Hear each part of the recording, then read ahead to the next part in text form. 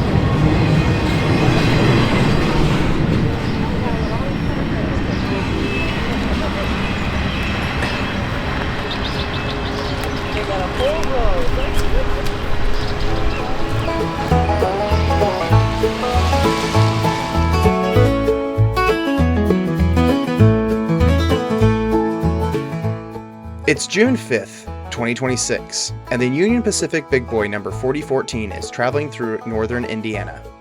4014 would begin its journey in the Union Pacific South Holland Yard.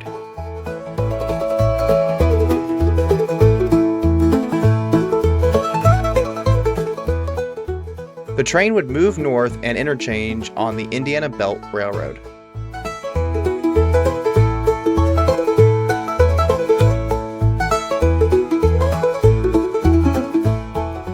.4014 would roll out of the Chicagoland area and approach the Illinois-Indiana border in Calumet City. Once across the state line, the train would proceed toward the interchange with Norfolk Southern in Hammond, Indiana.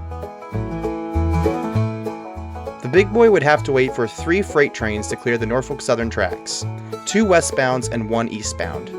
After the freights had been cleared, the train would roll onto Norfolk Southern, former Nickel Plate Road, trackage, and proceed into Hobart, Indiana, crossing over Lake George in the process.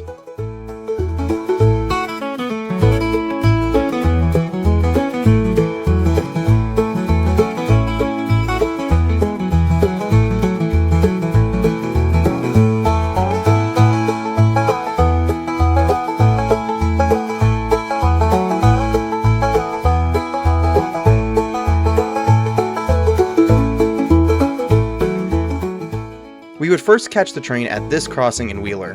The train would speed past us and we rushed to get into our vehicle.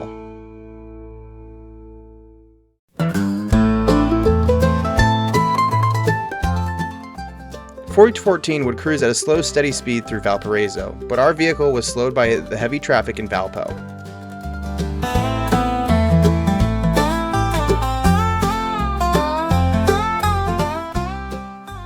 In South Wanatah, the train would pass over the former Monon Railroad at this point. While there are no tracks now, it is always fun to point out the Hoosier State's former railroad.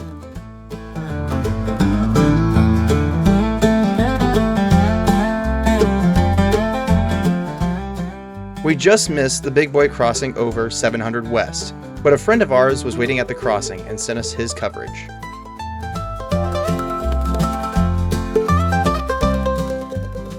The train was still well ahead of us, so we skipped meeting it in Knox and ran past the town and met the train just outside of Culver.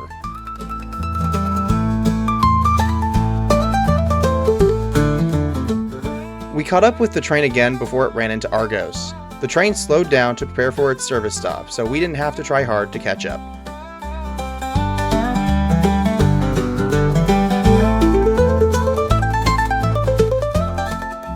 As the train approached Argos, it would cross over Michigan Street, the original service stop location, but most likely, due to the extremely large crowd, the location was changed to Ironwood Road. The service stop was performed in this small yard. Due to the heavy traffic, we missed the service stop.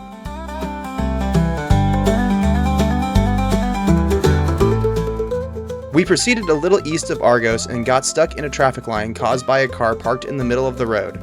Unfortunately, this would end up being our last shot of the day due to the traffic that followed the train's departure. The train would continue heading eastbound, traveling through towns such as Tippecanoe,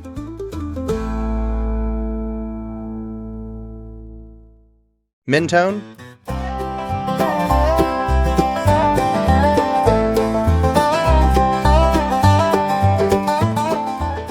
Sydney,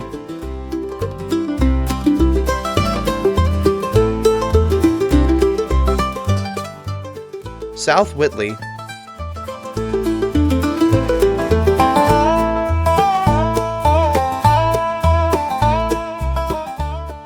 and eventually rolling into Fort Wayne.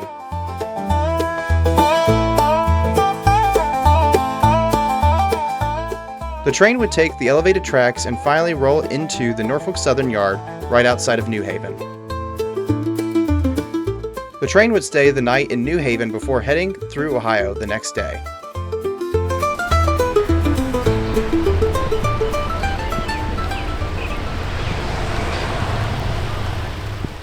After the first freight rolled through, we would have 2 more before 4014. The first would roll through on the Chicago, Fort Wayne, and Eastern Railroad, while the other rolled simultaneously on the former Nickel Plate. The one on the Chicago, Fort Wayne, and Eastern would have 2 DPUs, with one of them being the Norfolk Southern Landmark Series locomotive number 1230, the Birmingham. We caught only a quick glimpse of the locomotive.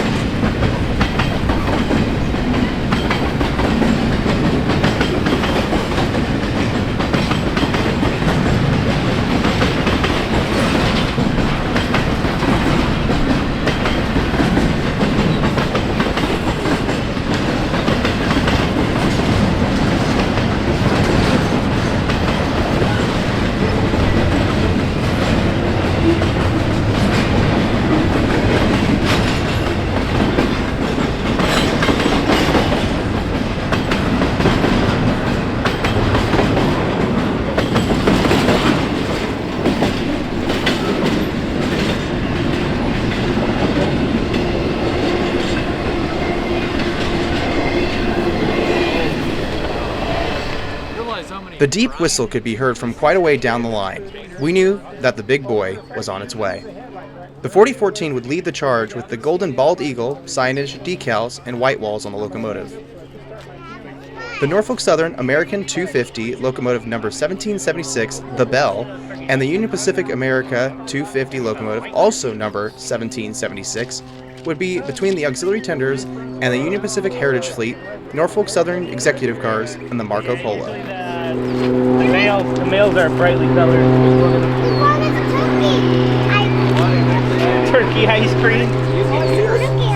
Yes, if one of them was Pretty close. Stay here, stay here, stay here. Alright, you guys. Let's see. Mom and Dad. Here we go. Mom and Dad. Oh wait, you guys, the thing's going down. You guys have to go. Hear it?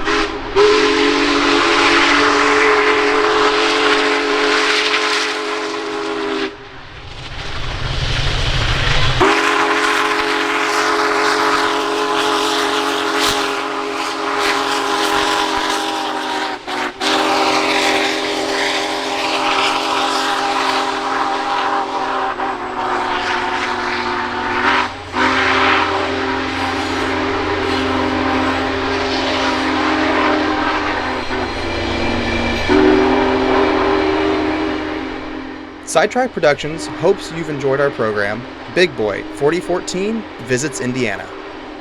Stay tuned for future videos that cover all different railroads, locomotives, and other railroad artifacts. Also check out our website, sidetrackproductions.com, for more railroad-related content. Until next time, see you on the rails.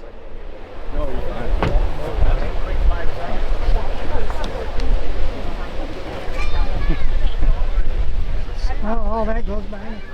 That was fast.